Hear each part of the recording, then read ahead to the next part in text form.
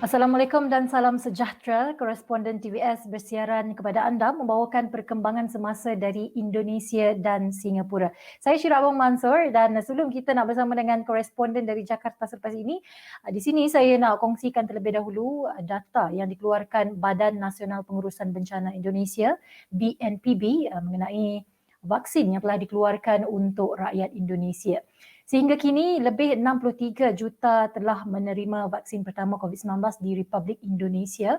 Untuk vaksin kedua pula seramai lebih 36 juta orang, manakala untuk vaksin ketiga dengan lebih 650,000 penerima. Namun, bagaimana pula dengan vaksin untuk rakyat Malaysia di Indonesia? Ini kita nak tanyakan kepada Encik Syukri, koresponden TVS dari Indonesia. Apa khabar Encik Syukri? Ya, khabar baik Syirah. Syirah apa khabar? Alhamdulillah sihat. Dan sebelum itu Encik Syukri, anda sendiri, adakah anda telah menerima vaksin COVID-19? Ya Syirah, saya telah menerima suntikan dos pertama pada 8 April 2021 dan dos kedua pada 6 Mei lepas.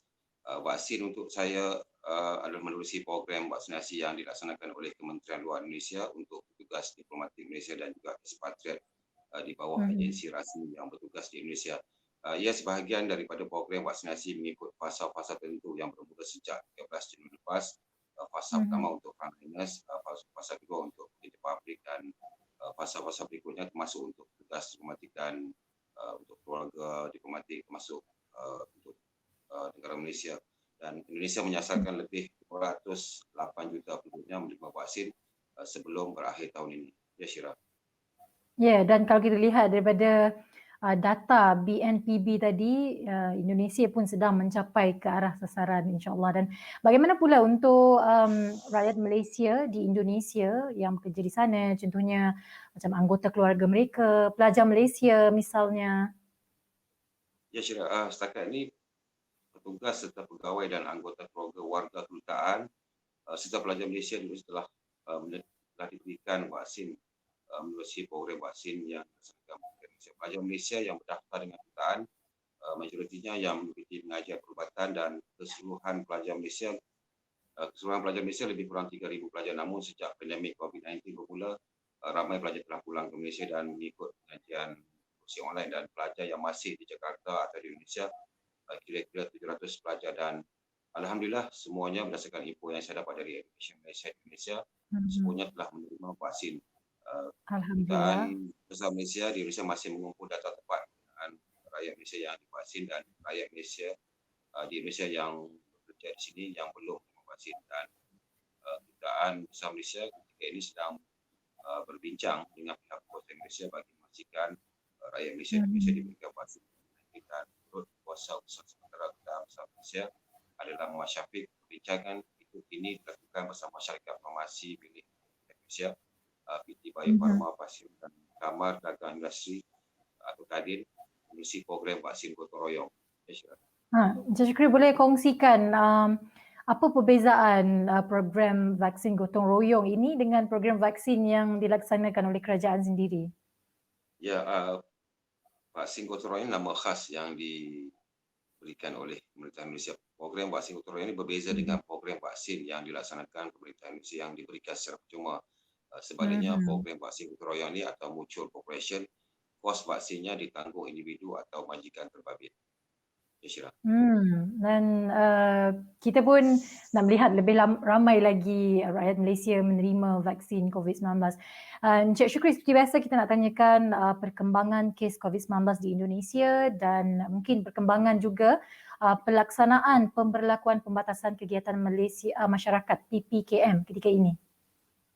Ya Syirah, mengikut Badan Nasional Pengurusan Bencana Malaysia BNPB, kes positif COVID-19 keseluruhannya kini lebih 4.1 juta, yang telah sembuh lebih 3.7 juta, yang masih dirawat di pusat-pusat rawatan dan juga hospital lebih 180,000, dan jumlah kes harian juga semakin menurun, purata 10,000 kes sehari. Dan PPKM masih dikuatkuasakan mengikut level 4, 3, 2 dan 1 dan dilanjutkan lagi sehingga 6 September ini. Provinsi atau kota atau daerah yang kes COVID-19 masih tinggi di level 4 dibataskan kegiatan sosioekonomi, manakala level 3 dan ke bawah, aktiviti sosioekonomi mula dibenarkan kembali beroperasi dan beraktiviti dengan penguatkuasaan peraturan tertentu seperti had kapasiti operasi dan aktiviti. Di Jakarta misalnya, kes baru semakin menurun. Sekolah juga kembali telah dibuka 30 Ogos lepas, tetapi dengan peraturan tertentu dan terbatas dihadkan jumlah pelajar yang boleh ke sekolah mengikuti iraan jadual dan tempoh waktu pembelajaran juga disingkatkan. Pusat-pusat membeli belah juga kembali beroperasi, tetapi perlu menguatkuasakan protokol kesihatan yang ketat kepada pengunjung seperti pemakaian pelitup hidung dan mulut. Yang mereka yang telah menerima vaksin saja dibenarkan memasuki mall dan perlu mendaftar dengan aplikasi Peduli Lindungi seperti aplikasi Malaysia dan rumah ibadat juga telah kembali dibuka. Ya, Syirah. Kita Sudah harus hidup semestinya. bersama dengan COVID. Ya, betul. Alhamdulillah semakin positif laporan yang kita terima. Harus sentiasa positif sebenarnya untuk melihat lebih banyak lagi kegiatan sosioekonomi negara terus dibuka walaupun terpaksa mempraktikkan protokol kesihatan ketika ini. Tidak mengapa, kita jaga kita. Baiklah, terima kasih Encik Syukri untuk laporan hari ini. Teruskan bersama dengan kami kerana selepas ini kita akan bersama dengan Puan Masita, koresponden TVS dari Singapura. Kembali selepas ini.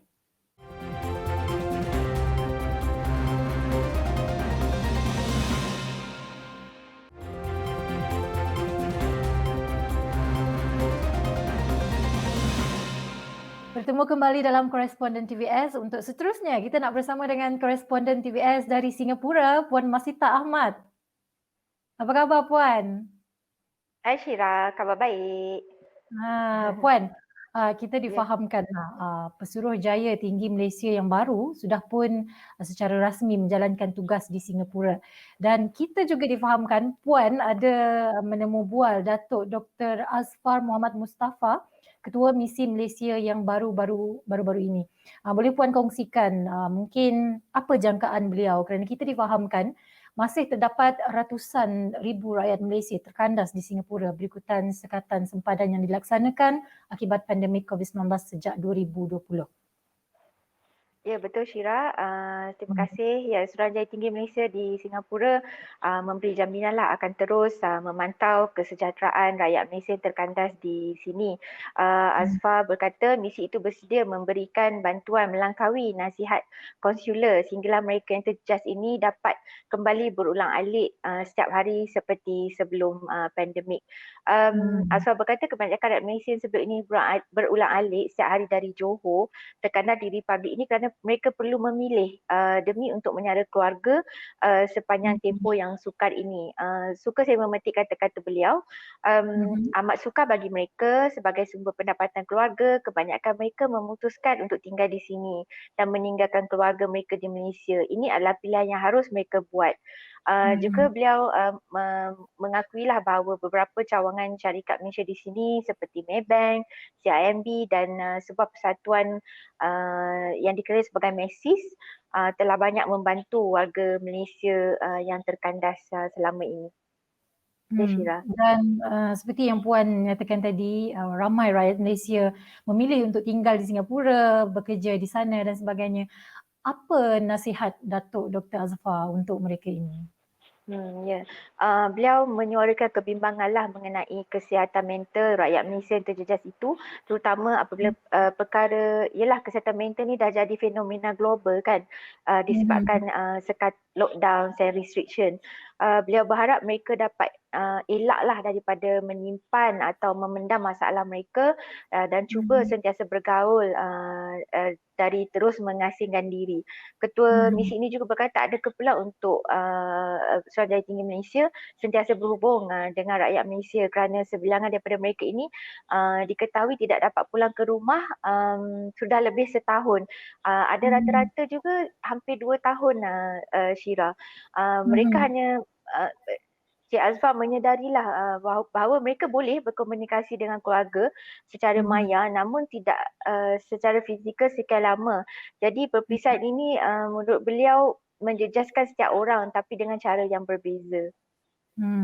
Yalah, sekarang ni pun walaupun dengan kemudahan dan teknologi canggih, virus virus sebenarnya tak dapat menghalang kita daripada terus berhubung. Macam kita buat sekarang ni lah Puan. Betul. Dan ada kemungkinan tak Puan rutin berulang alik akan kembali semula tahun ini ketika Singapura bergerak menuju tahap endemik untuk COVID-19? Ini jawapan ringkas Datuk Azfar lah. Buat masa ini ia belum sesuai untuk dibincangkan. Namun beliau mengandaikan apabila Singapura dan khususnya Johor lah, negeri Johor mencapai immunity kelompok, barulah perkara itu boleh diteliti. Mungkin saya beri sedikit latar belakang tentang Datuk Azfar ni, Syirah. Beliau merupakan beliau merupakan Pesuruhjaya Tinggi Malaysia ke-17 ke Singapura. Beliau menyerahkan watika pelantikan kepada Presiden Singapura Halimah Yacob pada 31 Ogos lalu. Sebelum itu pada 15 Jun beliau menerima watika pelantikan bersama 18 lagi duta baharu yang ditugaskan dengan misi luar negara daripada yang di Pertuan Agong. Ya, Syirah. Beliau pernah berkhidmat sebagai duta di Perancis sebelum dilantik. Untuk pengetahuan, jawatan Pesuruhjaya Tinggi Malaysia di Singapura ini telah kosong kira-kira 14 bulan, Syirah. Ya. Boleh kita tahu bagaimana beliau melihat hubungan bilateral antara kedua-dua buah negara ini? Ya, itu adalah salah satu soalan jugalah yang sempat saya tanyakan kepada beliau.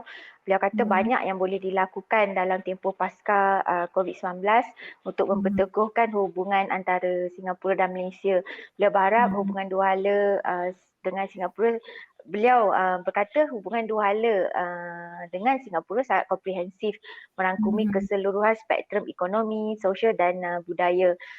Beliau menyangkakan perdagangan dan pelancongan antara kedua-dua negara akan pulih apabila ancaman COVID-19 berkurangan dan kedua-dua negara mempergiatkan usaha vaksinasi. Usaha vaksinasi ya. Mudah-mudahan kesemua sektor sosioekonomi dunia kembali pulih daripada ancaman COVID-19. Sama-sama kita berdoa, sama-sama berjuang. Puan Masita pun dah lama kan tak balik Malaysia. Itulah. Jangan tanya. Boleh menangis nanti. Baik, terima kasih Puan Masita untuk laporan hari ini. Jaga diri anda di Singapura sana. Terima kasih. Syirah juga di Sarawak. Ya, insyaAllah sama-sama. Dan perkongsian koresponden TVS hari ini berakhir di sini. Teruskan menonton kami untuk mengetahui laporan semasa dari Singapura dan Indonesia. Saya Syirah Abang Mansur, jaga diri Malaysia.